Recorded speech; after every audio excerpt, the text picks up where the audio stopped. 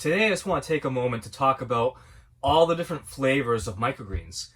This idea actually came up to me from a subscriber who was interested in what microgreens they might like and wanted to know what the different flavors were. And they let me know that they couldn't find that information anywhere on YouTube or from searching. The information is out there. It's not a secret. You can find that even on the Microgreen seed website, True Leaf Market. There's descriptions there, but I thought I'd take the time to make a blog post on my website to explain the different flavors, and then also make a video here for you guys to see, just to cover some of the basics of some of the flavors, because you guys might not be familiar with some of that. So I broke these flavors down into like 3 categories. The first category is spicy. That one is kind of one of the more popular categories for microgreens because it's such a small little plant with a bunch of like power. So if it's a spicy microgreen, it's going to stand out, and it's really going to be pretty popular unless somebody does not like spicy stuff at all. So the first spicy microgreen I want to talk about is probably my favorite one. It's not necessarily my favorite one for eating, although it's definitely up there. It's my favorite one for other reasons, like very inexpensive seed, super easy to grow, large yields. That's radish. So radish you can get in many different colors. Some of them have more nutrients than others, but all of them will have some little bit of radish bite to them, while others will have like a really powerful radish bite. There's like, you can get purple ones, purple leaves, purple stems. You can get nice red ones. I would recommend for a purple one to try Rambo. That would be one of the less expensive ones. It does very well. And if you want like a nice like pink or sort of red stem with green leaves, I actually would lean towards the China Rose and the organic ones especially. The organic ones seem to do a lot better than the non-organic. That's something I'm recently actually playing around with myself, and kind of surprised to see that the organic is better. So radish, that's my first one I come to when it comes to spicy. Number 2 would be mustard. Mustards can be very spicy, or they can be pretty mild. It kind of depends on the ones you get, but I place mustard in the spicy category. If you want a mustard that's going to have a pretty strong bite to it, definitely give the wasabi a try. And if you don't want to pay the price of the wasabi, try the spicy oriental.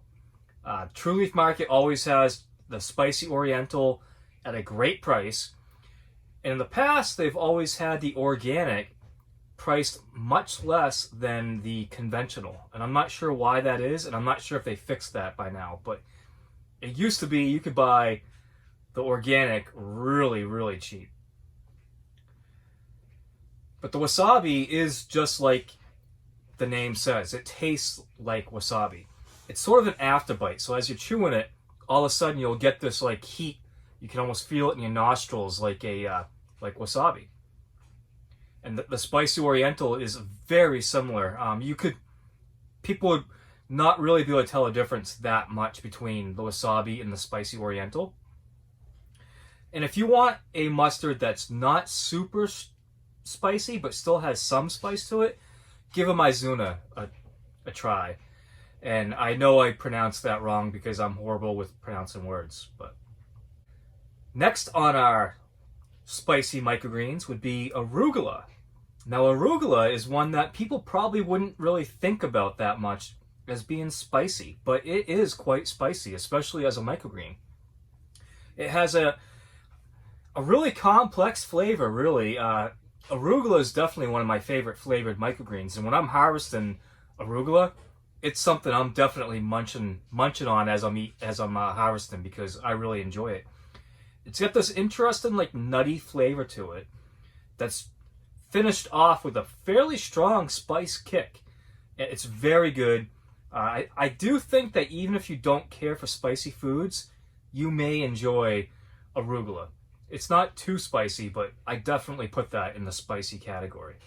Another spicy microgreen that you may not expect is nasturtium, which is known for growing flowers. Like, they're an edible flower, they're very good. And even as a microgreen, like just the leaves and stems of nasturtium has quite a powerful spice to it. It's very good. They can be extremely complex. Like, there's different ones, like the Empress of India nasturtium, which has like a sweet and spicy flavor. If you want to give something unique a try, something that you didn't really expect, you might want to try nasturtiums. You can also grow them to flowers and eat those as well. So that's an interesting one to give a shot for a spicy microgreen. Next, we have herbal microgreens, which, as the title explains, they're herbs, but they're grown as microgreens. The first one is not going to be a surprise. It's basil. Basil is a very popular microgreen, and you can grow that in a couple different ways. Like, there's the classic Genovese basil, which just has like that normal basil flavor that you're really used to. You can use it in many different recipes, Italian dishes, sprinkle it on your spaghetti, whatever you want to do with it. That's just going to be your classic basil. That's the one I grow the most of. But not all basils are the same. So there's several different basils out there, and they all can be grown as a microgreen. A Thai basil has a little bit of a licorice flavor, so it's a little bit different. While a cinnamon basil will have a little bit of a spicy kick to it that you may not expect in a basil plant. Basil would, again, be one of my favorites. Cilantro. That's kind of a controversial plant in general, whether it's a microgreen or as a full-grown herb. Some people will tell you that cilantro tastes like soap. And I think that that's a genetic thing, that you either are genetically going to think it tastes like soap or you're going to enjoy it. There might be a little bit of an in-between there. I can definitely understand the soap flavor, but at the same time, it's not a turn-off to me. I actually really enjoy cilantro. Excellent in tacos, all kinds of Mexican cuisines. Cilantro is a little bit on the challenging side to grow, but as far as a flavor profile goes, that's one that you're really it's gonna stand out for its flavor and its smell. When you're harvesting cilantro, you can really tell, like, the whole room smells like cilantro. Curled cress. Curled cress is one of my favorite microgreens for other reasons. So it's a very inexpensive seed. It grows really fast. It germinates really fast, and it's got a really interesting flavor. Curled cress is kind of a peppery microgreen. I wouldn't say it's spicy, but it does have a peppery, like, minty flavor to it. It's kind of unique in its to me, it's a mint-like flavor. But one of the reasons I really like curled cress is, like I said, that it germinates and grows so quickly that if you fell behind a little bit on your planting schedule, curled cress is like something you can plant and have a product really quick. Dill is another really good microgreen for herbs. There are some drawbacks with it, though. Dill takes a very long time to grow. And even after you're done, the yield is going to be extremely low. Like, to get 2 ounces of dill is going to take quite a bit of time out of a full tray. But it does have a great flavor. It tastes just like dill, like the dill pickles we're all familiar with. I really enjoy it. It's an excellent microgreen, but I just don't grow it very often because it's not in high demand. I'm not sure that there's a real desire to use microgreen dill over full-grown dill, so it's just not something I grow often. But if you want to try it as a microgreen, it's very good. It's something I really enjoy. Fennel would be another one. Kind of grows the same way, really slow, takes a long time to get much product. Probably not in high demand as a microgreen. Maybe from some really fancy restaurants, but not all of them. Fennel has a really strong licorice flavor. I enjoy it, but I don't grow it very often. Now for mild flavored microgreens. Now these are basically all the brassicas. To me, pretty much all brassicas are mild flavored. They all slightly differ from each other, but they're all very similar as well. Broccoli being probably one of the most popular ones, partly because of its health benefits. Broccoli has very good nutrients in it. It's very strong. There's been studies that suggest that broccoli microgreens have like 40 times the nutritional value of its adult crop. Don't quote me on that. That's not a study I did, but if you search for it, there's studies out there that say that. Broccoli has sort of it's almost a pungent flavor in a way. It's excellent in salads or on sandwiches, or even by itself. But it's, I wouldn't say it tastes just like broccoli. It's not like radish where it tastes just like a radish. It's a little bit different, but it's very good. It's actually one of my best sellers. People really like the broccoli. Red rock cabbage is another one that I grow very often. To me, it tastes very similar to the broccoli. I don't distinguish a huge difference. It's very mild. I think you can get any of the cabbages. There's some golden acre cabbages. There's some just red rock cabbage, mammoth red rock cabbage. There's a couple of them out there. To me, they all taste very similar. The big difference is how they look, and also maybe the nutritional value, but I don't really know that for sure, what the differences would be. Now, pak choi, that's another one that I really like. Pak choi has a really nice, like, Asian salad flavor to it. It's kind of hard to explain, but if you like pak choi as an adult plant, you're going to love it as a microgreen. It grows very quickly, very easily. It's definitely an entry-level microgreen. It's one of the ones I started off growing, and it's very good. And there's a lot of uses for it in taco shops, or not sure about too many Asian restaurants. I don't know if they'd be using it, but it's definitely a microgreen that if you want a mild microgreen, give pak choi a shot at that. Kale is another really mild microgreen. There are differences, and I did a whole series on just kale. Some of them are a little bit like more substantial than others, like in how they the stems are a little bit harder or softer, or the big difference to me is the color.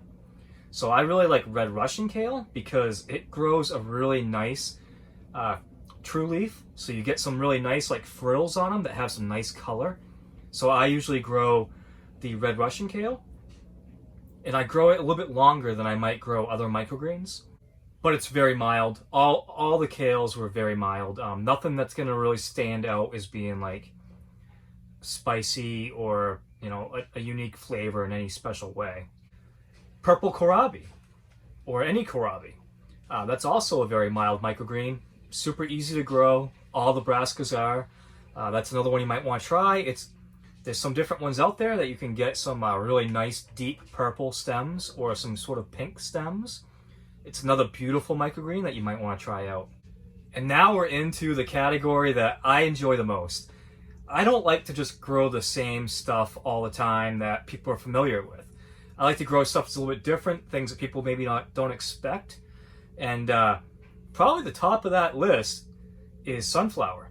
So if you're involved in the microgreens world at all, you learn like very quick sunflower is one of the popular ones. But if you've never heard of a microgreen, sunflower is just going to be really interesting and strange to you. It's not one that you're familiar with. Nobody would think about eating a sunflower sprout or, you know, microgreen, small plant. And I really don't know who ever thought of that. Turns out to be an excellent idea, because sunflower is a favorite for people to eat straight up. I've got friends that will just eat the containers I give them just as is of sunflower. It's got a really fresh, nutty flavor to it. It's unique. That's why it's in the unique category. It's not like anything you've ever had before. People really love them, but you have to get them to try them first, because I'm not sure that they sell too well in retail, at least for me, because I think it's because people don't know what they taste like. If you were there to hand out samples, people would buy them for sure. They do at farmers markets. People do great with sunflower shoots at farmers markets, and it's definitely a good one. Give that one a shot. Another unique one, borage, grown mostly for flowers, edible flowers at that. You can get some really nice purple or blue flowers from borage that have a great flavor to them, but you don't have to grow them all the way to flower. You can grow borage as just a microgreen with just its first cotyledon leaves. They taste just like a cucumber. That's my opinion, and other people agree with that as well, is that borage, it really tastes like a cucumber. And it's really interesting because there's not much out there that I know of that does that. So it's a great addition to salads, because you could, if you didn't have any cucumber or you were just making a microgreen salad, well, you could throw in something like borage to get that cucumber flavor, maybe a little bit of radish to get that radish flavor. It's an excellent microgreen to grow. Another unique one, corn shoots, also known as popcorn. So basically, it's just corn that you grow in the dark. It has to be completely dark, and it will be bright, bright yellow, like really yellow, and it will have a super sweet flavor. It's also an interesting one because I've had chefs tell me they don't like it because it tastes artificial. And I agree. It does have an artificial flavor to it. It tastes like artificial sugar, but it's not a put off for me. And then I've had other chefs that say, I want more of that. Bring me as much as you can because I love it. So it's a very unique one in that it's the sweetest by far of any of the microgreens I've ever tried. If you have a dark space you can grow it, give it a shot. The challenge with growing corn shoots is that they need to be in the dark, but they also need good air circulation to prevent any sort of mold or anything. So it's kind of a tricky thing to do, but you can definitely pull it off. I have a whole video I made where I made a special box that I way over designed to allow airflow and not allow light to touch the corn shoots. It's kind of interesting. Now we're on to red vein sorrel. That's another very long growing microgreen. It takes a long time, but I needed to include it in the unique flavors because that's one of the main reasons I grew it, because it's different. Red vein sorrel has a very citrusy flavor, almost similar to like a lemon lime type flavor. It's very interesting, but like I said, it does take a very long time to grow. It's probably one of the most advanced microgreens you could possibly grow. There's others, I'm sure, but it's not one I grow because I have tried growing it. I don't have a lot of demand for it, but I have grown it successfully in the past, and it's delicious. It's really good. I enjoy it, and it's beautiful. It's a very nice green leaf with red veins all through it, like its name. Last but not least, you might be surprised this one's in the unique category, but it belongs there, is a pea shoot. So there's a whole bunch of pea shoot varieties you can grow out there. I've been doing a special on that I need to wrap up, but they all taste very similar in that they taste like a sweet pea. Some are sweeter than others. It's always surprising to people, kind of like the sunflower shoot in a way, that they taste so much like a sweet pea. The key with a pea shoot, in my opinion, is to not let it grow too long. You can get a bigger harvest if you grow it longer, but if you harvest it just when the leaves start to really pop open, it'll be a lot more tender and a lot sweeter and a lot less fibrous. The longer they grow, the more fibrous they will get when you're chewing on them. But it's not going to be a big deal, but that's just a little pro tip from me to you. So yeah, pea shoots. I don't know of anything else that tastes like a sweet pea other than a pea shoot. That's why they're unique. So that's going to do it for this video. I hope you enjoyed it. Definitely check out the description for links for where you could get all these microgreens through my affiliate link to True Leaf Market. I am an affiliate for them, and I do get a commission if you use those links. I appreciate it if you use them. If you don't want to use them, there's plenty of other good places out there. There's Johnny's. They're a good, reputable company. Kitazawa, I Probably can't say that correctly, but they've got a good reputation. Mums, another one, good reputation. I've just always used True Leaf Market. They've always been my go-to for like 3 or 4 years now that I've been growing. They've never let me down. We have a really good relationship, so I enjoy working with them. Thanks for watching, guys.